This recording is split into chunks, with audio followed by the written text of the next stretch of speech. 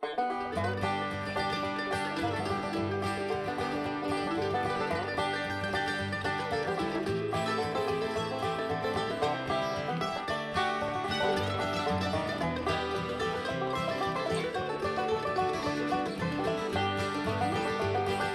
time for us to go to our favorite fishing hole.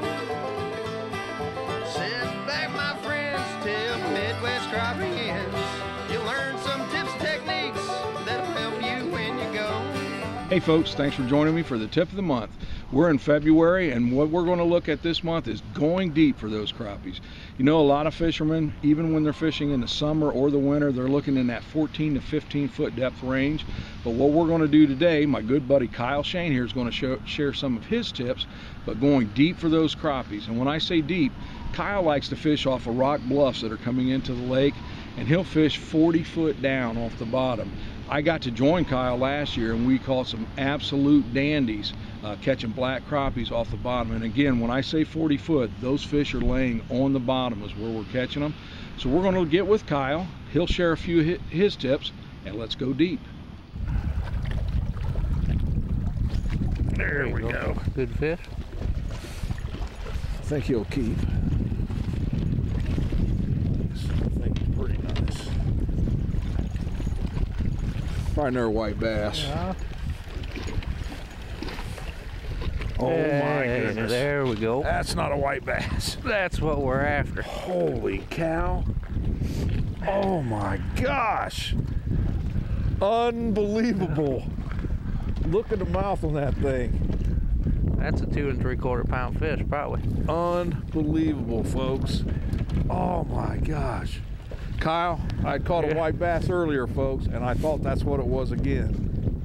That is an absolute Kinkade hog. You want to measure him? Could we? Yep. Oh my goodness. Folks, if this don't get you pumped up for some wintertime fishing, nothing's going to. Oh my gosh. There you go.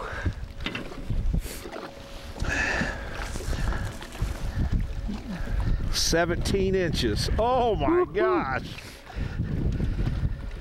17 inches, folks. And he was not hooked real well. Oh. That's a hog right there. You know what? You said our best shot at a big fish is going to be off a ledge. Yeah. And that's the first real good hit I've had on there.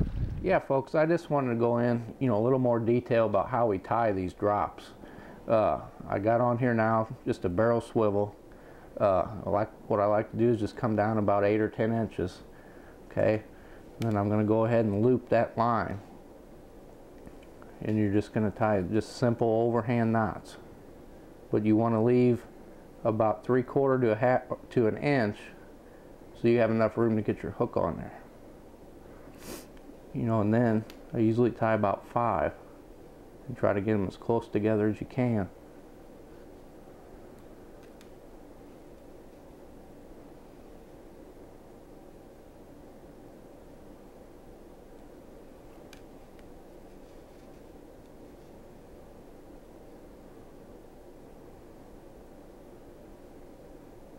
What that'll do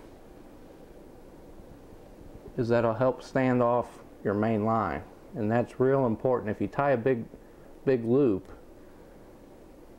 what it's going to do is it's going to hang down, and that minnow is going to swim around your main line. With them overhand knots, it'll really keep it off, and then come down about another foot. And the way you want to tie this knot is to make a loop.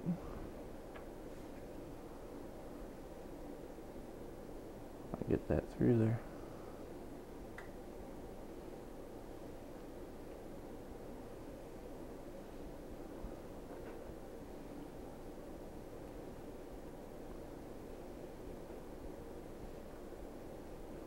Once you've gone through, then you loop that back around over your weight. And that'll really hold that weight tight, because you're going to be running this through heavy cover. And that'll help hold that on there. And Kyle, what pound test line is this? This is 12-pound monofilament, and I'll show you here. Like I said, we're going to be in heavy cover. You want to use 12-pound, but if you go any more than that, you can't hardly get this through there. That's about the max. Pinch that through,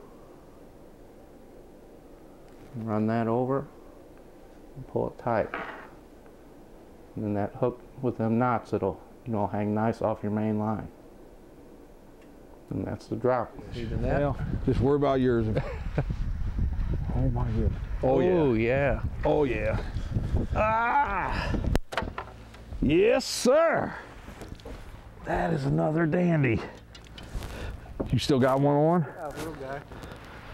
I would say I'd trade, but folks, this one here is going to be pushing 2 pounds. Probably about 1.75 pounds, a little bit better. Off the bottom again. And again, great big mouths on these fish. Kyle, this has been a great day so far. Wintertime fishing. Folks, before we take off, one other thing.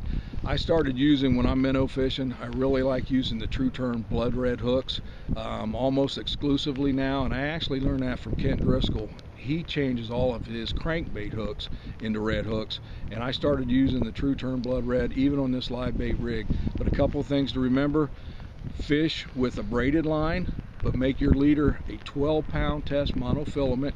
And remember the rig that Kyle showed you that actually keeps that minnow out just a little bit from the main line.